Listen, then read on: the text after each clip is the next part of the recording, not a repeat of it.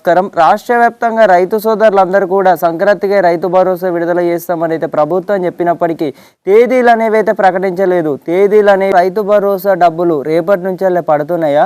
సంక్రాంతికి రైతు భరోసా విడుదల రాష్ట్ర ప్రభుత్వం ఇప్పటి వరకు తేదీలు అయితే ప్రకటించలేదు.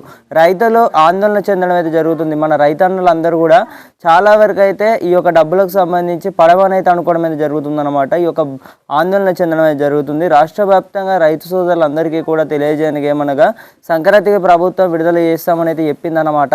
సో సంక్రాంతి ఈ 3 రోజుల పండుగ అన్నమాట. రేపే మీ అందరికీ కూడా 1 ఎకరం నుంచి 2 ఎకరాల వరకు డబ్బులు అనేవి అయితే పడుతున్నాయి.